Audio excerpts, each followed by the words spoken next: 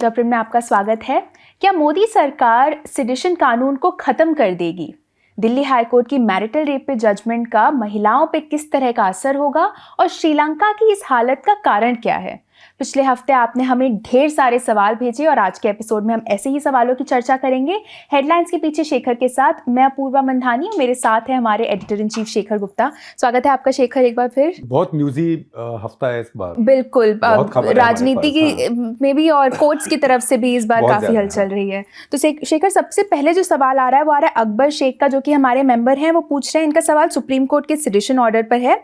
ये पूछ रहे हैं कि अब ये देखते हुए कि कितनी बार सेडिशन कानून का सहारा लिया गया है, क्या आपको लगता है कि मोदी सरकार इसे स्क्रैप करेगी? देखिए, स्क्रैप तो नहीं करेगी, और स्क्रैप करना कुछ उसमें कॉम्प्लिकेशंस भी होंगी, क्योंकि कुछ ऐसे हमारे देश में जो है ये नाजुक कई जगह से, मैं ये नहीं कहता कि शीशे का बना हुआ है, लेकिन कुछ बातें हैं तो कुछ कानून की ज़रूरत होती है। लेकिन ऐसा ना हो कि कोई भी कानून जिसका मिसयूज़ हो, दुरुपयोग हो।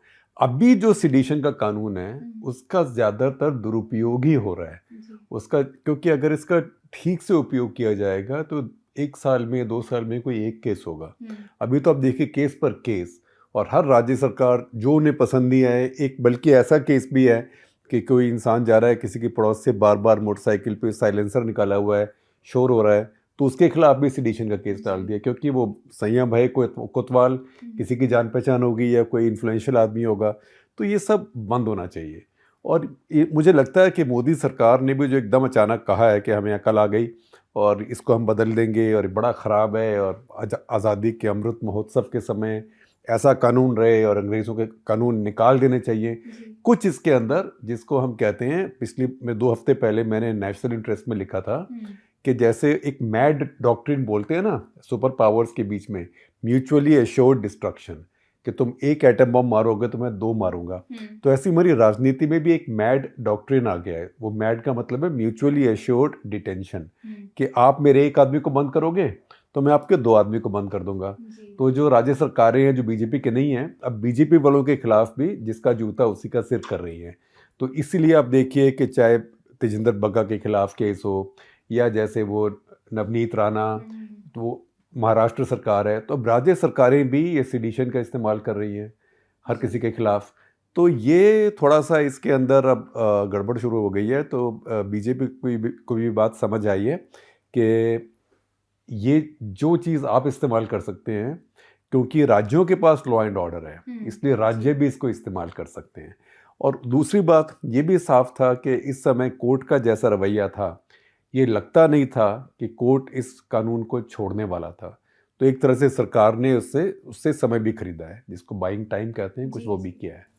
अगला सवाल जो है वो अंशुल खजूरिया का है। वो बोल रहे हैं कि उनका प्रश्न श्रीलंका के संबंध में है कि क्या मुफ्त और सब्सिडी के कारण श्रीलंका की ऐसी विनाशकारी स्थिति हुई है? देखिए, श्रीलंका में इतना मुफ्त और सब्सिडी का इशू नहीं है। श्रीलंका में इशू ये है कि देखिए, कोई लोकतंत्र होता है तो उसमें आप बहुत ज़्यादा पॉपुलर नेता भी हो सकता है, लोकप्रिय, उसको बहुत वोटों से जीत भी मिल सकती है, जैसे कि राजपक्षे को मिली वहाँ पे।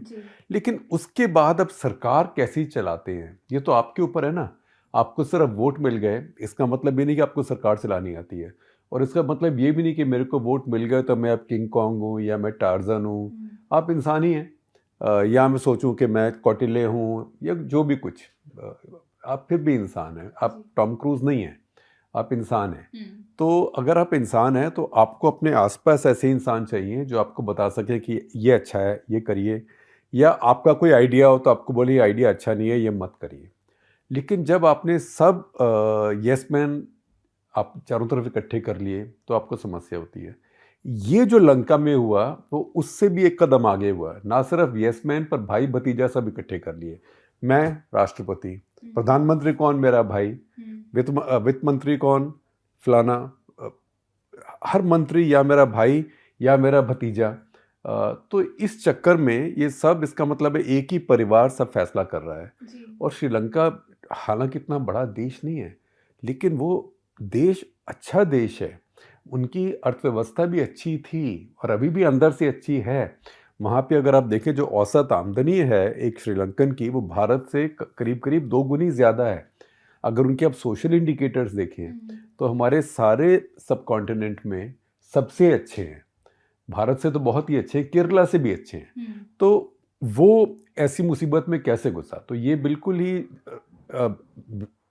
ही संकट आपने बुलाया है। ये बिना बुलाया संकट नहीं है, बुलाया है, क्योंकि आपने कहा कि मुझे अब सुरखाब के पर लगे हुए हैं, मुझे इतने वोट मिल गए, सारे मेरे भाई भतीजे इकट्ठे हो गए, हम मिलके हमारी पंचायत सब चलाएगी। तो उन्होंने क्या किया कि कोई अजीबो गरीब काम शुरू किए। टैक्स रेट कम कर दिए कई जगह टैक्स की एग्जेम्पशन ही कर दी कई एरियाज में। तो अब कुछ टैक्स रेट जो कम भी करने होते हैं उसका भी एक विज्ञान होता है, जिसको लाफर कर्व कहते हैं, कि आप टैक्स रेट कम करोगे तो आपका टैक्स कलेक्शन बढ़ेगी। लेकिन उन्होंने बहुत लोगों को एग्जेम्प्ट ही कर दिया। तो और उसके बाद क्या किया, उसके बाद दुनिया भर से उधार लेना शुरू किया, और आप देखिएगा कि ये अल जज़ीरा का एक ग्राफिक है। तो अल जज़ीरा का ग्राफिक, हम उसका स्क्रीनशॉट आपको दिखाएंगे। वो दिखाता है कि कितना उधार कहाँ से लिया। अब आमतौर पे कहा जाता है कि चीन से उधार लिया तो मारे गए, लेकिन अगर आप सच्चाई देखें तो चीन से भी लिया है। मतलब भारत से जितना उधार लिया है, चीन से उससे 5 गुना ज़्यादा लिया है। और चीन का उधार तो बिल्कुल ब्याज के साथ और बहुत कंडीशंस के साथ आता है, और वो एसेट्स होते हैं जो चीन ले सकता है। तो चीन ने तो एक एसेट ले लिया, हम्बनटोटा का जो बंदरगाह है, लेकिन जो वो सिर्फ 10% जो श्रीलंका के सारे उधार हैं, उसमें से 10% श्रीलंका का है, चीन का है, 2% भारत का है, करीब 10%, 8% मेरे ख्याल वर्ल्ड बैंक वगैरह का होगा, IMF का तभी मिलना है। लेकिन बाकी जो उधार लिया वो अंतर्राष्ट्रीय इंस्टीट्यूशन से, अंतर्राष्ट्रीय बैंकों से अपने बॉन्ड फ्लोट करके उन पर ले लिया। अभी बॉन्ड तो फ्लोट कर लिए, लेकिन आपके पास चुकाने कि आपके अंदर दम नहीं था। तो फिर वो एक के ऊपर एक उसका जो आपका ब्याज था वो चढ़ता गया। तो डेट ट्रैप में देश को घुसा दिया, और इसके लिए बड़े ऊंचे दर्जे की बेवकूफ़ी चाहिए, और वही बेवकूफ़ी वहाँ पे हुई है। अब उसके लिए देखिए, भाई ने भाई की पीठ में छुरा घोंपा। उसने महिंदा राजपक्षा जो पहले राष्ट्रपति थे, एक तरह से उसको स्केपगोट बना दिया, बलि का बकरा। अब वो निकल गया। आपने अब एक ऐसे आदमी को बना दिया प्राइम मिनिस्टर जो 4 बार पहले रह चुका है, और चारों के चारों बार फेल हुआ है।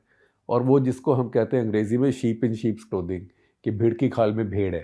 तो उसके बस की कुछ होना नहीं है। तो ये सब अब ये शॉर्ट टर्म सोल्यूशंस हैं, क्योंकि इसमें गोताबाया चाहते हैं कि मेरी जो प्रभुसत्ता है वो बनी रहे, और जो पब्लिक ओपिनियन है वो नहीं चाहती। तो इसमें बहुत चीज़ें हुई हैं। ये सिर्फ फ्रीबीज, इसमें फ्रीबीज का इतना खास कंट्रीब्यूशन नहीं है, इसमें बेवकूफ़ी का सबसे बड़ा कंट्रीब्यूशन है, और करप्शन बहुत ज़्यादा है। क्योंकि अगर आप 5 लोग एक एक परिवार के सब कुछ चला रहे हैं, तो क्या मालूम कितनी चीज़ कहाँ से किस दाम पे खरीद रही है आपकी सरकार। फिर आप देखिए कि श्रीलंका की जो पॉपुलेशन है, जो उनकी जनसंख्या है, भारत के 2% है करीब। लेकिन जो श्रीलंका की फौज है वो भी अभी भी भारत की 20%, मैं कहूँगा कि बल्कि 25% है। तो इतनी बड़ी फौज आप कैसे रख सकते हैं? उस पर खर्चा कैसे करते हैं? आपको क्यों चाहिए? आपको किससे खतरा है? अगर मान लिया जो पहले था, जब LTT था, LTT ख़त्म हो गया, प्रभाकरन को मार दिया, उसके 7 साल के बच्चे को भी मार दिया, जड़ से निकाल के ख़त्म कर दिया। अब इतनी बड़ी फ़ौज लेके क्यों बैठे हुए हैं? उस फ़ौज का भी खर्चा होता है, उन सबको सैलरीज भी देना है, उनको बाद में पेंशन भी देना है। तो ये अगर भारत उसी औसत पे अपने यहाँ फ़ौज रखे, तो हमारे यहाँ तो 2.5 करोड़ की फ़ौज हो जाएगी। तो ये मतलब जिसको कहते हैं घर में नहीं दाने और अम्मा चली भुनाने। तो ये सब कुछ था नहीं, और इसके ऊपर जो सबसे बड़ी बेवकूफ़ी करी वो ये कहा, इनको 2-4 लोग मिल गए, एक आध भारत के भी उसमें सो कॉल्ड तथाकथित विशेषज्ञ हैं। उन्होंने कहा जी आप हर चीज़ को जैविक खेती कर दीजिए, ऑर्गेनिक कर दीजिए, कमाल हो जाएगा। अच्छा, फिर सोचा कि दुनिया भर में इस टाइम क्लाइमेट चेंज में बहुत शोर मच रहा है, और COP26 भी हो रहा है, तो वहाँ जाके गोताबाया जी बोलेंगे, और बोलेंगे कि देखिए मैं सब दुनिया को रास्ता दिखा रहा हूँ। इतनी समस्या ये है कि गरीब देशों में या छोटे देशों में, या जो देश दुनिया भर के 3-4 बड़े 5 G7 G20 में नहीं है, उनमें उनके नेताओं को एक बहुत भूख है कि मैं कोई तरीके से एक अंतर्राष्ट्रीय नेता नज़र आऊँ। और वो इसलिए नहीं कि उसको देख के जो बाइडेन खुश हो जाएंगे या शी जिनपिंग खुश हो जाएंगे। वो ये सोचते हैं कि इसको देख के मेरे वोटर खुश हो जाएंगे और दूसरी बात मैं खुश हो जाऊंगा। तो उन्होंने कहा कि मैं COP26 में भाषण दूंगा। भाषण दिया वहाँ पे और कहा जी मैंने दुनिया को दिखा दिया है कि मैंने पूरी जैविक खेती कर दी। और वो जैविक खेती कुछ ऐसी बेवकूफ़ी थी, मैं बेवकूफ़ी शब्द तीसरी चौथी बार इस्तेमाल कर रहा हूँ क्योंकि थी ये इसी बात के लिए शब्द बेवकूफ़ी बना है कि जैसे कि माओ से डोंग ने एक बार चीन में कर दिया। चीन में उसने कह दिया कि 4 दुश्मन हैं, मच्छर, मक्खी, चूहे और चिड़िए जो गौरैया कहते हैं। अच्छा। कि वो हमारे अनाज को खा जाते हैं। तो सारे चीन के लोग मिलके इनको मारो। अब माओ का राज था, जो माओ कह रहा है सब करते हैं। माओ की किताब लेके लोग पॉकेट में घूमते थे, जैसे हनुमान चालीसा होता है, लेकिन हनुमान चालीसा आपको ये तो नहीं बताता कि अभी ये करो, अभी ये करो, अभी ये करो। माओ की किताब से तो ऐसे ही करते थे, रेड बुक से। तो सारा चीन उस समय शुरू हो गया इन सब जानवरों को मारने के लिए जो दुश्मन है। मच्छर मार दिए, चूहे मार दिए, चलो अलग बात है, मक्खी मार दी, ये पैदा नहीं होने दी, लेकिन अपने चिड़िए मारनी शुरू कर दी। तो लोग एक साथ निकले, शोर कर करके चिड़िया जो थी गौरैया एक तरफ भगाई, फिर उनको मारा गया। तो चीन में चिड़ियाँ ख़त्म हो गई। अब चिड़िया ख़त्म हो गई तो चिड़िया क्या काम करती है? चिड़िया आपकी फसल में, उसने कहा जी फसल खा जाती है हमारी, लेकिन आपकी फसल में जो कीड़े मकोड़े हैं उनको भी चिड़िया खाती है। तो आपकी चिड़िया ख़त्म हो गई तो आपकी फसल में कीड़े मकोड़े आ गए। अब कीड़े मकोड़े आ गए तो आपकी फसल बर्बाद होगी, भूखे मरने शुरू हो गए, अकाल हो गया, बहुत लोग मर गए। फिर कहा जी हमें चिड़िया चाहिए। फिर चिड़िया कहाँ से लाएं? फिर सोवियत यूनियन गए और कहा कि भैया तुम्हारे पास चिड़िया है तो पकड़ के दे दो। तो थोड़ी बहुत जो मिली वहाँ से ले आए। तो मतलब ये ऐसी ही हरकत लंका में करी, बिना सोचे, बिना स्टडी किए, बिना ये कहे कि ठीक है मैं इस बार इतने एरिया में कर रहा हूँ फिर देखेंगे क्या होगा। उन्होंने बैन लगा दिया कि यहाँ खाद को आप निर्यात ही नहीं कर सकते और यहाँ पे आप कीटनाशक का निर्यात ही नहीं कर सकते। और एक समय ऐसे हो गया कि किसानों के जो लौकी लेके किसान सड़क पे खड़े हुए हैं, लौकी में कीड़े लगे हुए हैं कि मैं इसका क्या करूँ। तो वो 1 साल के अंदर अंदर, वही कोविड का समय था और जो श्रीलंका की अर्थव्यवस्था है वो काफ़ी टूरिज्म के ऊपर भी निर्भर करती है, तो कोविड की वजह से वो भी ख़त्म हो गया। तो ये इसको हम अंग्रेज़ी में कहते हैं परफेक्ट स्टॉर्म। परफेक्ट स्टॉर्म का मतलब है कि ऐसा तूफान जिसमें जो भी गड़बड़ हो सकती है वो सभी गड़बड़ हो गई। तो इसमें वो सरकार के अंदर कुछ अकल ही नहीं थी इसको हैंडल करने की। जी, अगला सवाल जो है वो सारंग का आ रहा है। इसका सवाल दिल्ली हाई कोर्ट की जजमेंट से जुड़ा हुआ है। वो बोल रहे हैं कि हाल ही में दिल्ली हाई कोर्ट से आई मैरिटल रेप पे जजमेंट पर आपके क्या विचार हैं? क्या जस्टिस शंकर सी हरिशंकर के विचार महिलाओं के लिए हानिकारक नहीं है? देखिए ये भारत में एक जो ख्याल है और जो ये इस बात पे जो ओपिनियन है ये भारत में इवॉल्व हो रही है और अच्छी बात ये है कि आगे की तरफ बढ़ रही है, प्रोग्रेसिव हो रही है। अब कम से कम 2 जजेस में से एक ने तो ये कहा अभी सुप्रीम कोर्ट जाएगा। तो नहीं तो पहले अगर आप मुझसे पूछें 10 साल पहले ये हुआ होता तो इसको एकदम मना कर दिया होता। और जो दूसरे ने कहा है ये ठीक है, उसने भी अपनी तरीके से इसको एक और तरीके से एक्सप्लेन करने की कोशिश की है। 10 साल पहले वो भी नहीं हुआ होता। तो ये जो पर्सनल लाइफ की बातें होती हैं, पर्सनल चॉइस की बातें होती हैं, ये हमारी जो समाज है ये बहुत ज़्यादा, और इसमें जो पेट्रियार्की होती है कि जो, क्योंकि पुरुष ज़्यादा चीज़ों को कंट्रोल करते हैं तो पुरुष ये भी सोचते हैं कि अब महिलाओं के चॉइसेस जो हैं उनको भी कंट्रोल करें। अभी आप देखिए अमेरिका में कितनी बड़ी डिबेट दोबारा से गर्भपात के ऊपर शुरू हो गई है और अच्छे बड़े पढ़े लिखे आदमी, इतनी पुराना कानून है, रो वर्सेस वेड जिसे कहते हैं, वो सेटल्ड लॉ है, लेकिन फिर भी अभी उसके साथ पंगा लिया जा रहा है। और सच्ची बात यह है कि इन चीज़ों के लिए वोट भी मिलते हैं, दोनों तरफ मिलते हैं। तो हर तरह के राजनेता भी सोचते हैं कि ये ठीक रहेगा या ये ठीक रहेगा। तो इस सारे पेचीदा स्थिति में मैं कहूँगा कि ये जो जजमेंट है ये एक कदम आगे है, क्योंकि इसमें कम से कम एक हाई कोर्ट ने इसको पूरी तरह से रिजेक्ट नहीं किया है और ये सुप्रीम कोर्ट में भेजा है। और जब तक कि सुप्रीम कोर्ट में आएगा, अब सुप्रीम कोर्ट में भी जो जज आ रहे हैं वो पहले वालों से नौजवान हैं, तो ये मॉडर्न एक थिंकिंग, मेरे को उम्मीद है कि इसके अंदर एक सार निकलेगा मॉडर्न।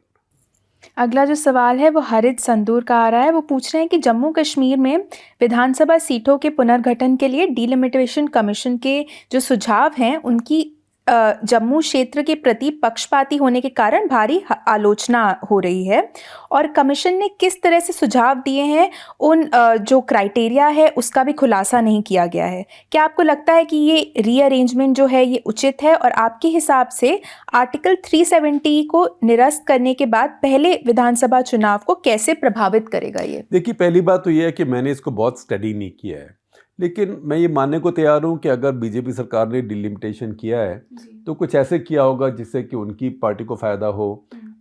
इसको और अब आप कहीं रूल आउट नहीं कर सकते, खास करके कश्मीर में, क्योंकि कश्मीर को सब एक स्पेशल केस समझ के चलते हैं।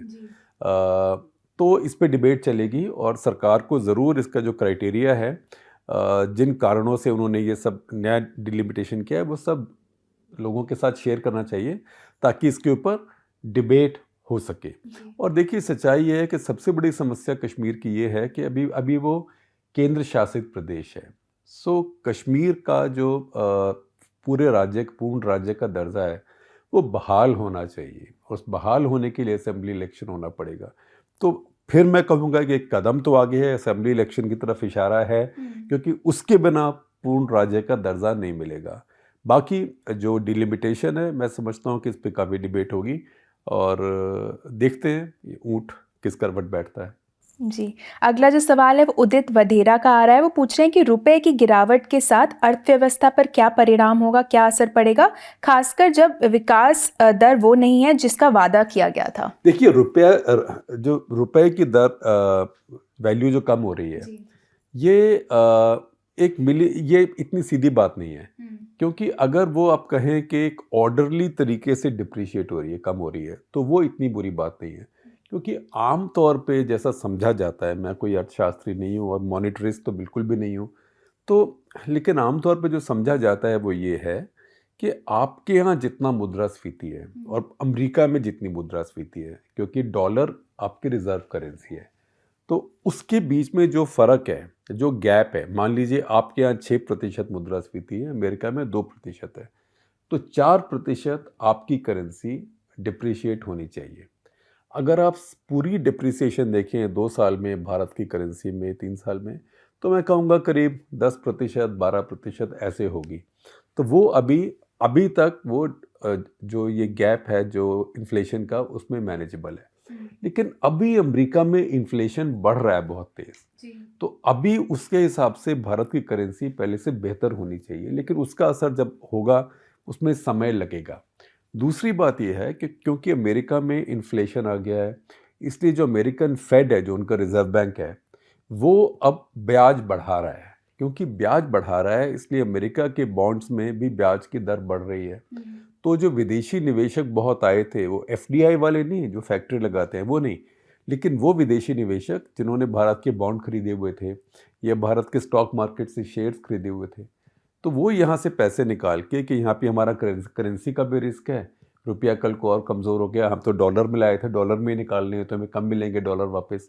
और दूसरा ये कि हम तो यहाँ इसलिए लाए थे कि अमेरिका में हमारे को 0 इंटरेस्ट मिल रहा था, अब 1%, 1.5%, 2% वहाँ मिल रहा है, तो वहाँ क्यों ना रखें, हमारे को करेंसी की भी सिक्योरिटी है। तो ये सारी बातें मिलके एक पेचीदा स्थिति पैदा करती हैं। लेकिन जो भारत की अर्थव्यवस्था है, उसमें बड़ा जो भारत को भी जो ख़तरा है वो महंगाई बढ़ने का है, वो इन्फ्लेशन का है, और उसके कई कारण हैं, लेकिन उसमें सबसे बड़ा कारण यही है कि हर तरह के तेल महंगे हो रहे हैं। पेट्रोल डीजल तो हो ही रहे हैं, क्योंकि जो आपका कच्चा तेल है वो महंगा हो गया दुनिया भर में, लेकिन अभी इस समय जो खाद्य तेल हैं वो बहुत महंगे हो रहे हैं, और बाकी खाने के पदार्थ, खाने की चीज़ें, ख़ास करके गेहूं महंगा हो रहा है। गेहूं, क्योंकि जो यूक्रेन है वो दुनिया भर का सबसे बड़ा गेहूं का निर्यातक है। अब किसी को पता नहीं वहाँ पे, हालांकि उनकी गेहूं की फसल अभी कटी नहीं है, उनकी गेहूं की फसल जिसको विंटर व्हीट कहते हैं, सर्दियों का जो गेहूं, वो अभी हरा है, तो अभी समय लगेगा। लेकिन हर किसी को डर हो गया कि ये जो उनके बंदरगाह हैं ये तो सारे रूस ने रोके हुए हैं, तो फिर ये गेहूं यहाँ से जाएगा कैसे? इतना सारा गेहूं तो जहाज़ भर के जाता है, और तरीके से लेके कहाँ जाएंगे? उसकी वजह से दुनिया भर में अब ये फ्यूचर जो होते हैं, जो आगे के लिए ट्रेडिंग होती है, तो ट्रेडिंग गेहूं की बहुत महंगी हो गई है। ऐसी दुनिया भर में जो सूरजमुखी का तेल है, सनफ्लावर ऑयल, हम भी इंडिया में बहुत, भारत में बहुत खाते हैं। हमारा 83% जो सूरजमुखी का तेल है वो यूक्रेन से आता है, और बाकी दुनिया में भी काफ़ी यूक्रेन से आता है और रूस से आता है। तो इन सब चीज़ों से बहुत चीज़ें महंगी हो गई है। इनकी वजह से इंडोनेशिया ने, क्योंकि वहाँ पे भी खाद्य तेल का दाम बढ़ना शुरू हो गया, तो उन्होंने उनका जो पाम ऑयल होता है, जो भारत में बहुत खाया जाता है, जो भारत में थोड़ी सी कम इनकम वाले लोग भी खाते हैं, तो क्योंकि थोड़ा सस्ता होता है, तो उन्होंने उसके निर्यात पे काफ़ी बैन लगा दिया है। तो ये सब चीज़ें मिला के खाने की चीज़ें महंगी हो रही हैं, और ख़ास करके खाद्य तेल, दालें, ये महंगी हो रही है। तो ये जो इन्फ्लेशन है, ये बहुत मुसीबत करता है, क्योंकि इसका मुकाबला करने के लिए रिज़र्व बैंक को फिर ब्याज की दरें बढ़ानी पड़ेंगी। ब्याज की दरें बढ़ाएंगे तो फिर जो उद्योगपति हैं उनको इतनी जल्दी और सस्ते उधार नहीं मिल पाएंगे। जो घर बनाना चाहते हैं उनकी ईएमआई महंगी हो जाएगी, ज़्यादा हो जाएगी। तो इन सब चीज़ों से आपकी ग्रोथ पे फ़र्क पड़ता है। अगला जो सवाल है वो आदित्य का आ रहा है, जो कि हमारे मेंबर हैं। वो बोल रहे हैं कि पंजाब में कानूनी व्यवस्था पे आपके क्या विचार हैं? क्या आपको लगता है कि आम आदमी पार्टी की सरकार को कानून और व्यवस्था से निपटने में मुश्किल हो रही है, क्योंकि वो पहली बार किसी राज्य का लॉ एंड ऑर्डर संभाल रहे हैं? देखिए, उनके लिए भी ये सीखने का समय है, जी। और ये समय वो नहीं कि आप छाती ठोक के बोलें कि अरे मैं देख लूँगा जो भी है, क्योंकि पंजाब एक बहुत पेचीदा राज्य है। किसी भी राज्य की कानून व्यवस्था की, लॉ एंड ऑर्डर की स्थिति संभालना कोई आसान काम नहीं है, और उसके लिए कुछ तजुर्बेकार लोग चाहिए। लेकिन अभी यहाँ तजुर्बेकार लोग नहीं हैं, राजनेता नहीं है पंजाब में। तो उनको थोड़ा काफ़ी ह्यूमिलिटी के साथ और ये कह के भाई हम किसी से सीखें, पूछें, कुछ तरीके से काम करना पड़ेगा, क्योंकि पंजाब में बहुत लोग खुराफात भी कर रहे हैं। विदेशी ताकतें भी हैं, बाकी भी हैं। पंजाब जब से ख़ास करके किसान आंदोलन भी हुआ है, तब से कुछ ये चिंगारियाँ इधर उधर भड़कनी शुरू हो गई हैं। उसके लिए बहुत ध्यान रखना पड़ेगा। अगला जो सवाल है वो अमेय चंभाले का, जो कि हमारे मेंबर है। अगले कई सवाल हमारे मेंबर्स के, ऐसी बात पे आपको याद दिला दूं कि आप भी हमारी मेंबरशिप ज़रूर लें। मैं हमारे मेंबर्स के सवाल पे खास नज़र बनाए रखती हूँ। अब शेखर अमेय पूछ रहे हैं, वो आपके विचार जानना चाहते हैं पीएम के नॉर्डिक देशों के दौरे पर, खासकर यूक्रेन युद्ध के चलते। देखिए, नॉर्डिक देशों में एक समिट थी, तो वहाँ जाना था, और अच्छी बात थी कि जो नॉर्डिक देश हैं, ख़ास करके अभी आप देखें फिनलैंड और स्वीडन, ये बहुत घबराए हुए हैं, क्योंकि ये दोनों ये भी रूस के साथ अपना सीमा शेयर करते हैं। फिनलैंड की लड़ाई भी हो चुकी पहले रूस के साथ, जिसको विंटर वॉर कहते हैं, 1940 में। तो काफ़ी दिन से फिनलैंड का ऐसा दर्जा था जिसको हम फिनलैंडाइजेशन कहते हैं, कि हम एक तरह से तटस्थ रहेंगे।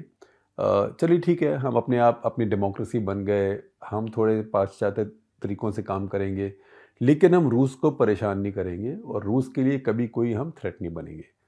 तो बेसिकली यही है कि हम रूस के प्रभुत्व में थोड़ा सा रहेंगे।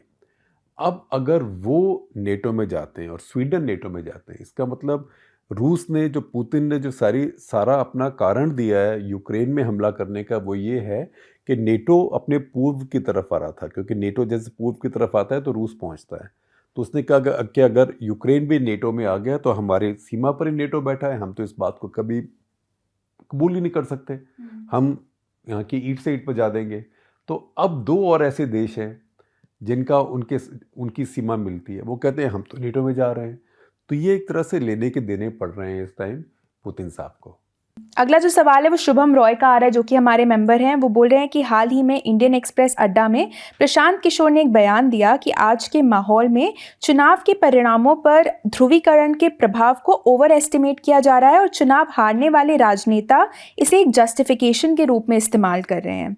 क्या आपको लगता है कि वो सही है? अगर ऐसा है तो राजनीतिक दल ध्रुवीकरण के मुद्दों को उठाने की ज़रूरत क्यों महसूस करते हैं? देखिए, यह एक फैक्टर नहीं होता। वो भी जो कहते हैं इस बात को, ये नहीं कहते कि ध्रुवीकरण एक फैक्टर नहीं है, मुद्दा नहीं है, पर वो कहते हैं ध्रुवीकरण ही कोई एक मुद्दा नहीं है जिससे ये चुनावों का फैसला हो रहा है। क्योंकि ध्रुवीकरण के पीछे आप ये भी देखें कि जो डिलीवरी है वेलफेयर की, जो सबसे गरीब लोगों को भारत में, चाहे मुफ्त अनाज है, चाहे किसान योजना में पैसे आते हैं, चाहे उज्ज्वला स्कीम है, चाहे टॉयलेट स्कीम है, उसमें गरीबों को सीधे पैसे जा रहे हैं, गरीबों को सीधी मदद जा रही है। तो एक तो ये बात है।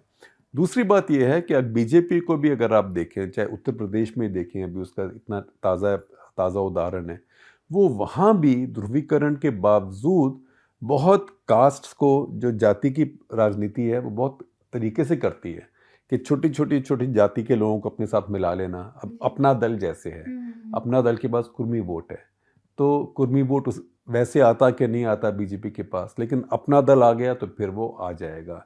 तो ऐसे ही पहले वो कुशवाहा लोगों को कर चुके हैं, अभी भी उनका एक ना एक फैक्शन रखते हैं अपने साथ में। तो ये सब बातें, कहीं लोध है, कहीं कुछ है, तो ये सब फैक्टर भी होते हैं। ये सारे फैक्टर सिर्फ ध्रुवीकरण से ख़त्म नहीं होते हैं।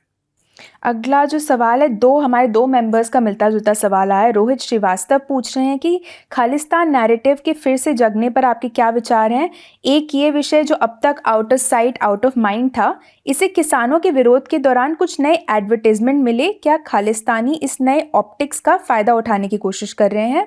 कौस्तुभ सौकार का मिलता जुलता सवाल है कि पंजाब में ये एकदम से खालिस्तानवादी इतने सक्रिय कैसे हो गए हैं, क्या इसका नाता पंजाब में बनी नई सरकार से है। देखिए, बहुत लोग इतने सक्रिय नहीं हो गए, सिर्फ है कि आजकल हेडलाइन फटाफट बन जाती है। तो 2-3 एक तरह से इंसिडेंट हुए हैं, और ये नहीं कहता कि इनको बिल्कुल इग्नोर करना चाहिए, क्योंकि ये खतरनाक बात है। अगर आप पंजाब में वैसे आप देखें, जनता का सोचना, पब्लिक ओपिनियन, इस बात की किसी में कोई सपोर्ट नहीं है। कोई रेडिकलिज्म भी इतना नहीं है कि जैसे भिंडरावाले के समय था। लेकिन एक बात होती है कि हमारे साथ ज्यादती ना हो, पुलिस ज्यादती करती है, तो एक सेंस रहती है वहाँ पे। इसलिए पंजाब के मामलों को बहुत तरीके से और बहुत एहतियात से हैंडल करना पड़ता है। मैं ये नहीं कहूँगा कि अभी जो हो रहा है, रेडिकल जो एलिमेंट्स हैं, इनका कोई सरकार से कोई ताल्लुक़ है, क्योंकि मैं नहीं मानता कि आम आदमी पार्टी कोई एंटी नेशनल है, राष्ट्र विरोधी है। नए हैं ज़रूर, वो नौसिखियाँ हैं वहाँ पे पूरा राज्य लॉ एंड ऑर्डर चलाने में, और कभी खामी रह सकती है, गलती हो सकती है, लेकिन वो एंटी नेशनल नहीं है। लेकिन ये ज़रूर है कि जब ये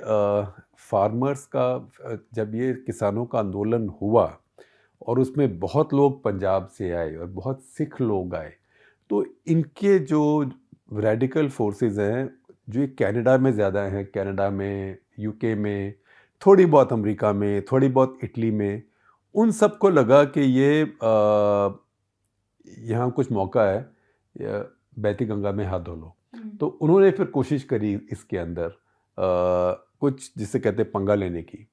तो तभी आप देखें कि कुछ झंडे, कुछ शोर शराबा कभी कभी आया, और उन्होंने बाहर बहुत कैंपेन भी किया, कोई दुनिया भर की सेलिब्रिटीज़ को इकट्ठा करके, और उसमें बात तो की किसानों की, लेकिन साथ में अपना भी कुछ डाल दिया।